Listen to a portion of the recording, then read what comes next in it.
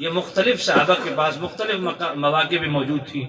یوں قرآن اکٹھا ایک جلد میں یوں نہیں تھا جس طرح آج آپ کے ہاتھ میں ہے. ٹھیک ہے نا. معاملہ چلتا رہا. اب صحابہ حافظ تو تھے، ترتیب بھی یہی تھی قرآن کی، ترتیب بھی یہی تھی، تنزیل ترتیب یہی تھی. قرآن نازل ہو چکا، ترتیب پا چکا، ترتیب میرے نبی نے دے دی. حافظ بھی صحابہ بنا دیے، ٹھیک ہے، لیکن حافظ بن گئے صحابہ، ترتیب بھی تنزیل بھی مکمل. لیکن اس طرح ایک کتابی صورت میں قرآن مجید نہیں تھا. تو یہ اکٹھا کب ہوا؟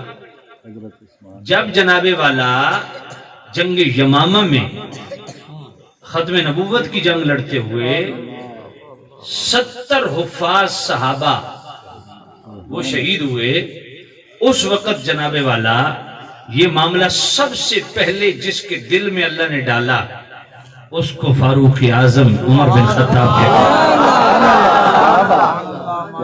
اس لیے میرے نبی نے فرمایا میری امت کا محدث ایک محدث ہوتا ہے، ایک محدث ہوتا ہے. محدث یہ جو ٹائٹل ہے ان لوگوں کا ہے جو حدیث کی خدمت میں ایک نمایاں مقام رکھتے ہیں. محدث وہ ہوتا ہے جو صاحب الہام ہوتا ہے، وہ سوچتا ہے اللہ اس کی سوچ کی تائید میں قرآن نازل کرتا. میرے نبی نے فرمایا میری امت کا محدث کون ہے؟ فرمایا عمر ہے. اب اندازہ کریں جب 70 صحابہ شہید ہو گئے تو اللہ تعالیٰ نے حضرت عمر کے دل میں یہ بات ڈالی اور حضرت عمر گئے حضرت سیدنا صدیق اکبر کے پاس، عرض کی کہ حضور دیکھیں اس طرح صحابہ حفاظ شہید ہو رہے ہیں تو قرآن کی حفاظت اس کو یقینی بنائیں، کوئی ایسی ترکیب بنائیں کہ قرآن محفوظ رہے. اگر اس طرح صحابہ شہید ہوتے رہے تو پھر تو کوئی حافظ بچے گا نہیں. تو قرآن کی حفاظت یہ تو ضروری ہے. اب جناب والا حضرت سیدنا صدیق اکبر نے کہا کیا کیا جائے؟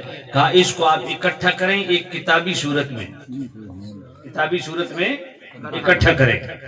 تو اس وقت جناب والا حضرت سیدنا صدیق اکبر نے فرمایا کیف تفعل شیئا لم یفعلہ رسول اللہ. اے عمر تو ایسا کام مجھے کرنے کا کیوں کہہ رہا ہے جو خود رسول اللہ نے نہیں کیا؟ تو حضرت عمر رضی اللہ تعالیٰ کہتے ہیں ھذا واللہ خیر. فرمایا اللہ کی قسم یہ کام رسول اللہ نے اپنی زندگی میں نہیں کیا لیکن یہ کام اچھا ہے. حضرت صدیق اکبر نے انکار کر دیا. حضرت عمر بار بار کہتے رہے اے امیر المومنین، اوے بیٹا میری طرف دیکھو کیا کر رہا ہے. حضرت فاروق اعظم بار بار کہتے رہے حتی شرح اللہ صدری لذالک. فاروق اعظم فرماتے ہیں کہ حضرت صدیق اکبر فرماتے ہیں اللہ نے مجھے شرح صدر عطا فرمایا تو میرے دل میں بھی یہ بات قرار پکڑ گئی کہ یہ کام ہونا چاہیے.